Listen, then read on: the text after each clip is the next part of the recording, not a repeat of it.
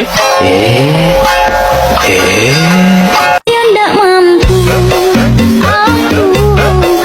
Wait. Dia mampu lah, bos.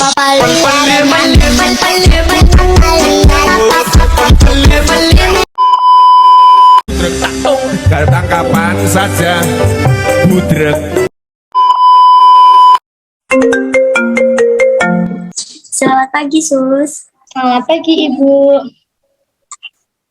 Jadi gini, Sus, saya ingin konsul. Anak saya beberapa hari ini terlihat lemas ya, Sus. Dan nafsu makannya itu berkurang. Dan keaktifan kesehariannya itu dia tidak seperti kemarin-kemarin, Sus. Kira-kira kenapa ya, Sus? Baik, Ibu, terima kasih ya, Bu, atas pertanyaannya. Di sini perkenalkan, saya perawat Rizka yang akan menjawab pertanyaan dari Ibu. Sebelum saya jawab, saya akan bertanya ya, Bu. Sebelumnya, apakah anak Ibu suka mengonsumsi makanan yang pedas?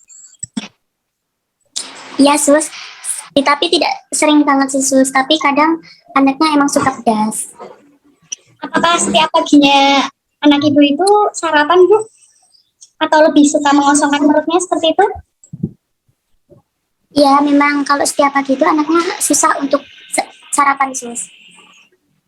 Susah sarapan ya, Bu? Iya.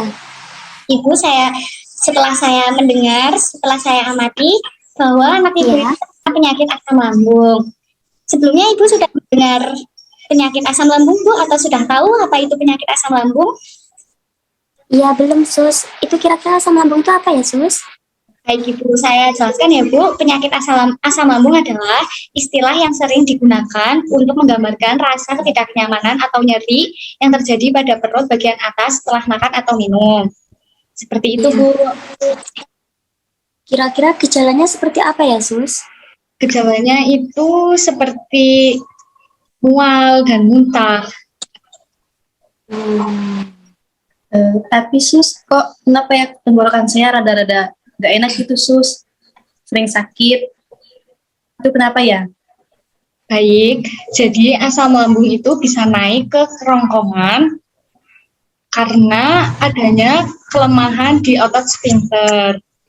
Di tenggorokan ada yang namanya otot sphincter. Nah, fungsinya apa? Fungsinya adalah untuk menutup saluran makanan bagian atas. Jika terjadi reflux, asam lambung naik ke atas. Nah, penyebabnya itu seperti pola hidup yang kurang baik dan kurang sehat. Contohnya yaitu seperti luka pada lapisan dalam lambung, konsumsi minuman dan makanan yang bisa mengiritasi lambung seperti stres juga bisa, infeksi bakteri, ataupun efek samping dari penggunaan obat, Dek. Oh, jadi begitu ya, Sus. Terus cara pengobatannya gimana ya, Sus? Pencegahannya. Pencegahan dan pengobatannya gitu. Baik, Dek, untuk cara pengobatannya sendiri nanti akan disampaikan oleh rekan saya ya, oleh perawat yang kedua. Bagaimana? Ya, baik, Sus. Baik, terima kasih ya sekali lagi atas pertanyaannya. Selamat pagi. Halo Dek, di sini saya perawat Jihan akan menjawab pertanyaan Adek ya tentang pencegahan dan pengobatan asam lambung.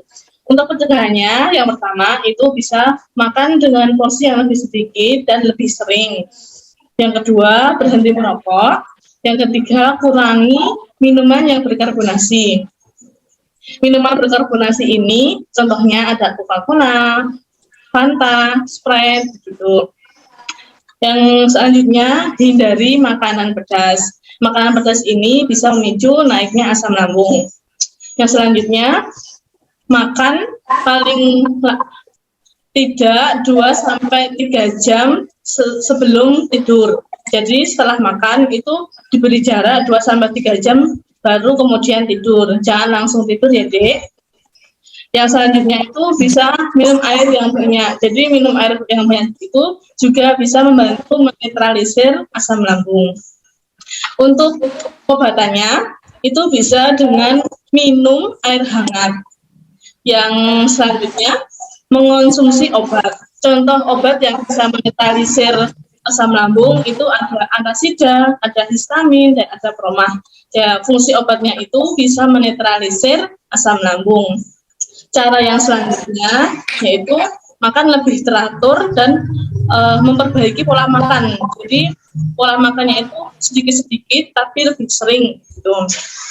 Yang selanjutnya, pengobatan selanjutnya, menghindari makanan yang itu pemicu asam lambung. Jadi pemicu asam lambung itu kan ada beberapa ya, Dek, seperti makanan pedas, coklat, asam, begitu, Dek. Apakah ada pertanyaan, Dek? Tidak ada, Sus. Sudah cukup. Oh iya, Dek. Semisal nanti ada keluhan, nanti bisa telepon kembali ya, Dek, ke nomor yang di bawah, begitu. Ya, terima kasih ya, Sus. Terima kasih ya, Sus. Oh iya, terima kasih.